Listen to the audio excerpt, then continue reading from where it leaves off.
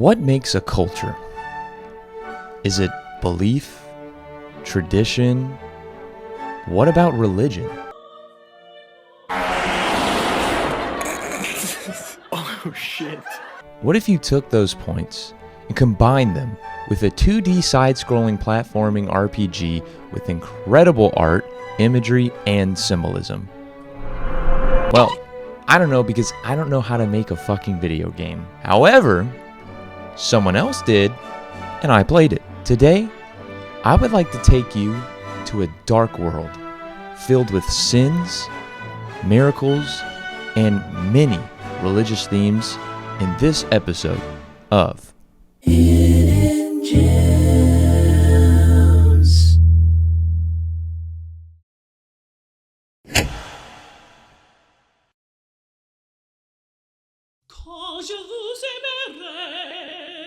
This game is blasphemous.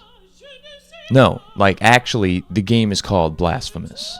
A game clearly inspired by Dark Souls. It uses a lot of similar game mechanics, with some new ones sprinkled in, and instead of being a 3D semi-open world RPG, it's a 2D side-scroller with aspects of an open world and a very interesting art style. It's a game that doesn't hold back in gruesome imagery, and the art and animations are a big reason why this game is as popular as it is. A world full of sin, torture, grotesque designs, and the power of belief. As stated before, this game focuses heavily on religion, specifically Catholicism and Spanish Catholicism. It's consistent not only through plot, but character design as well. The story begins with a woman stabbing herself in the chest with a sword, and soon after, a mysterious character pulls it from her stone body. We then get a narrator stating that guilt, repentance, and mourning was manifested into everyone, whether it be in the form of blessings or punishment, by the divine will of a supernatural being known as the Miracle. The game then shows us a symbol of what I assume is supposed to be a religious symbol depicting the miracle.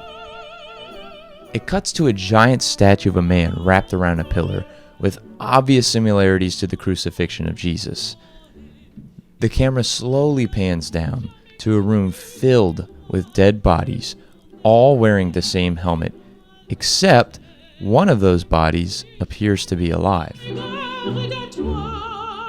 In a place called Brotherhood of the Silent Sorrow, our main character and protagonist awakes, carrying the sword we saw pulled from the woman's chest at the opening cutscene. We heal ourselves with a biliary flask, learning the first mechanic of the game, as we then make our way out of the structure, learning more about the game's movement controls. As we continue forward, we find a small monument called Prie Dieu, which serves as a save point and fast travel point that also restores lost health and flask at the cost of respawning enemies. Immediately in the next room, we have not only our first combat experience, but our first boss fight against the Warden of the Silent Sorrow. Being the immaculate gamer I am, I managed to clutch this fight on the first try. So, don't want to toot my own horn or anything, but come on. After the fight, we get a cutscene of our protagonist removing his helmet, filling it with blood, and putting it back on his head, which I'm sure is totally not symbolic at all.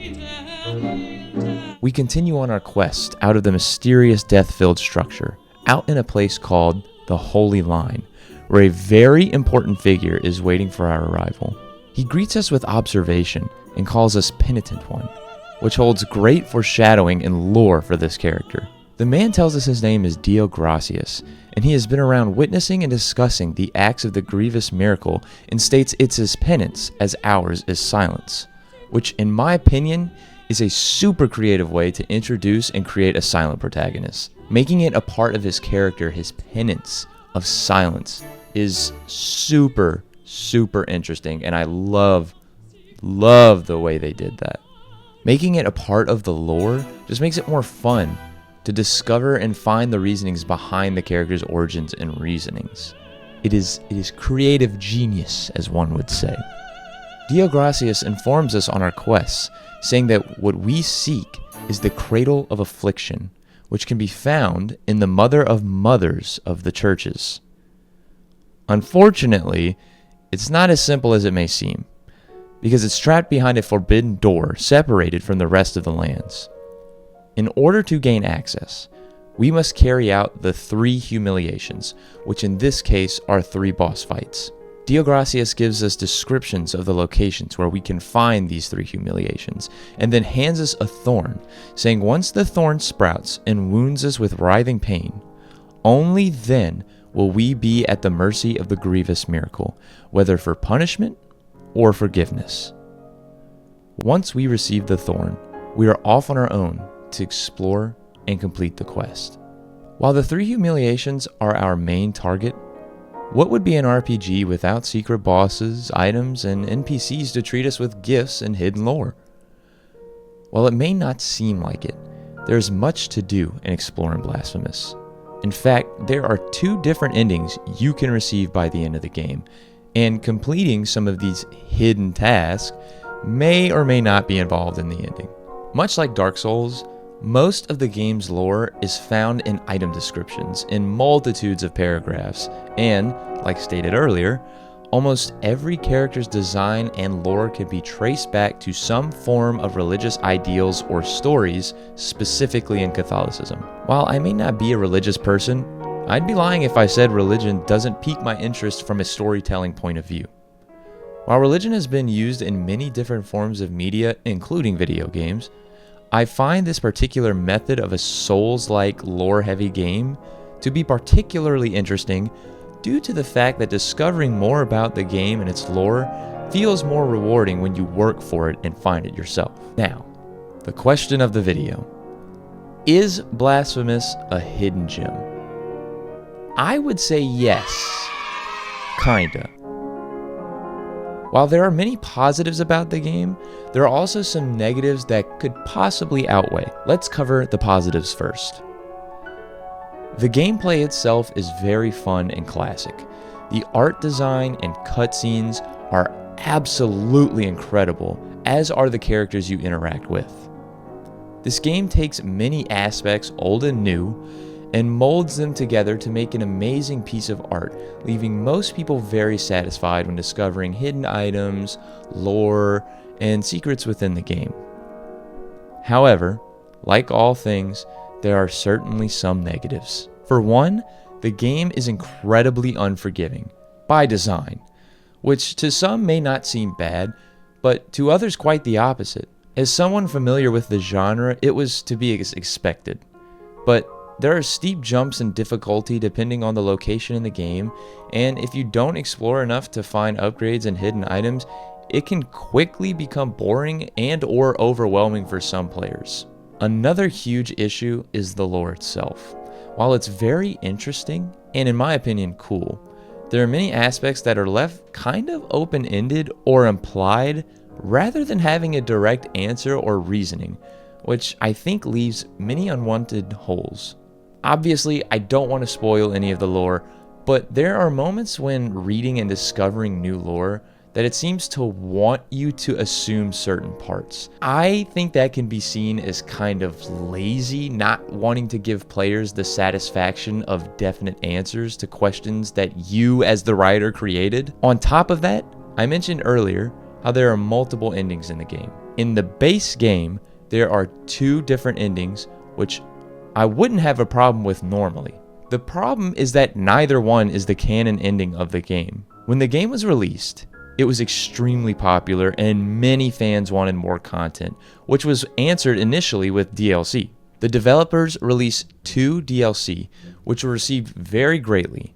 However, one of them held the canon ending and a teaser of a second game. While it's awesome that more content was created and a second game was indeed made, I personally don't like that the canon ending of the game is locked not only behind a paywall, but can only be completed in New Game Plus. While I understand the game is very replayable, and I myself wouldn't mind giving it a second go, I could also understand the opposite due to its frustrating and challenging environment. I could see many players not wanting to go through the grueling steps of completing the game again, and I believe having it accessible in the base game is more reasonable, and leaving DLC to tie in and or extend already existing lore. Regardless of these issues, Blasphemous is more than worth the experience.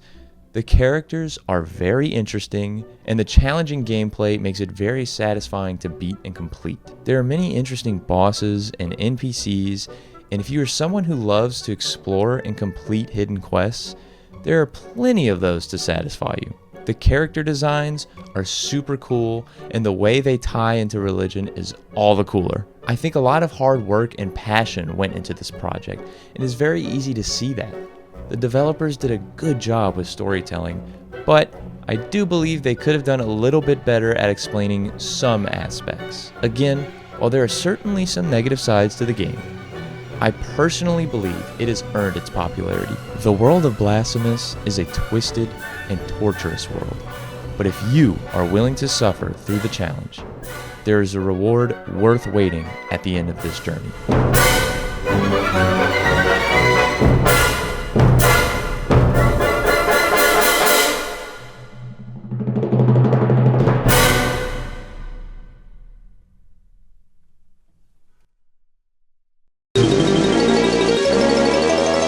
If you made it this far in the video, thank you so much for watching. I appreciate it more than you could ever know, my friend. If you want to see more content like this, leave a like, subscribe, and leave a comment letting me know what game you want to see me cover. I don't like to spoil the lore of these games just due to the fact that I want you to go play them, but if you want me to cover the lore, if you want me to go in depth on these games, let me know. I'd be more than happy to do that for you. I just don't do it in case, people want to play these games. Make sure to go check out my other videos. I post way more other types of content than just this. You can follow me on TikTok. You can follow me on Instagram, on Twitch, on Kick, and see a bunch more other content that I like to make. Make sure to check out my Spotify. I'll leave a link in the description below. I'm a musician in real life. That is what I went to school for. That's what I do. So go check it out. All the songs on my outros are my music. And I greatly appreciate that. I give my comments and my opinions on all of these games, which to me I think are good. But just remember that at the end of the day, my name is Cinema Dude, and what the hell do I know?